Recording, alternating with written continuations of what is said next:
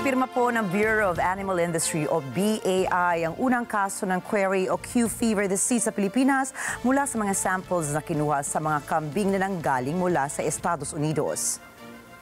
Matapos ang anunsyo ng BAI, pinatay ng mga otoridad ang lahat ng 94 na kambing na na-quarantine sa dalawang bukid. Isa po ay matatagpuan sa Pampanga at isa sa Marinduque.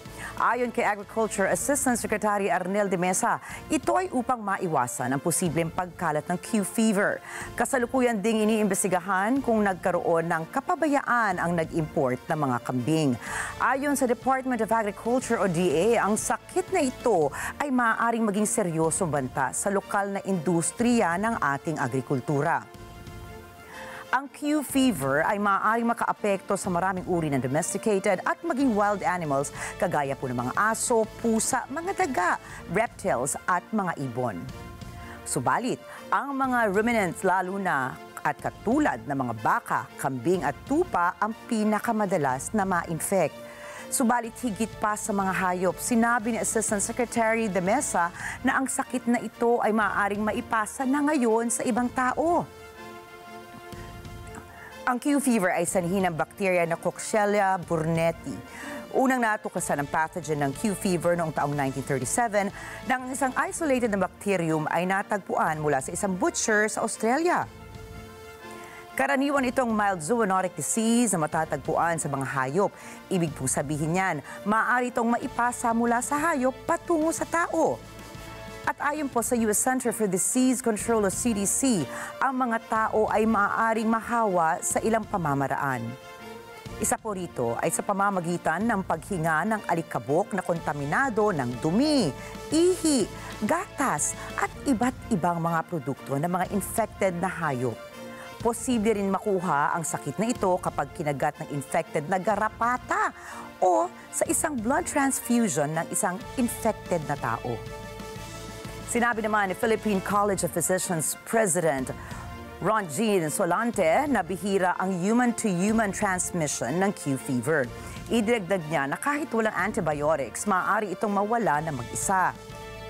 Gayunpaman, sinabi ng US CDC na ang mga nagpapakita ng mga sintomas ay nangangailangan pa rin ng paggamot na kadalasan ito po ang tinatawag nating doxycycline. Ipinaliwanag ng DOH na posibleng umabot ng 2 to 3 weeks bago lumabas ang mga sintomas na ito sa tao. Kabilang po sa mga sintomas na ito ay ang lagnat, pagkapagod, sakit ng ulo, pag-ubo, pagduduwal at pagsusuka. Nasa mas mataas na panganib sa malubhang epekto ng Q fever ang ilang mga tao kagaya ng mga may issue sa puso, mahinang kidney function, may mahinang immune system at iba pa. Sinabi naman ni Assistant Secretary de Mesa na ang Department of Agriculture ay nagpaplano ng magpatupad ng pansamantalang pagbaban sa pag-import ng mga kambing mula sa Estados Unidos. Ito po ay magtatagal hanggang sa matukoy ang pinagmulan ng sakit. Gayunpaman, tinitiyak ng BAI sa publiko na may mga hakbang ng ginagawa upang mapigilan ang pagkalat ng Q fever. Nagsasagawa ang ahensya ng malawakang surveillance sa mga apektadong lugar upang matukoy at mapangisiwaan kaagad ang anumang mga bagong kaso. Ayon sa US CDC, mababawasan din po ang risk sa Q fever sa pamamagitan ng pagsusuot ng mask and gloves pag naghahawak ng animal fluids sa hindi pagkain ng hindi pasteurized na dairy products at iba pa. Dumating po ang mga kambing sa Pilipinas noong January 11 at dinala sa quarantine facility sa Pampanga para sa mandatory 30-day quarantine. Kasama sa quarantine ang pagsusuri ng dugo ng mga hayop na galing sa iba't ibang testing centers. Ilang kambing na inilipat sa Marinduque ay sumailalim sa ilang serye ng mga pagsusuri noong March 11 naman po yan.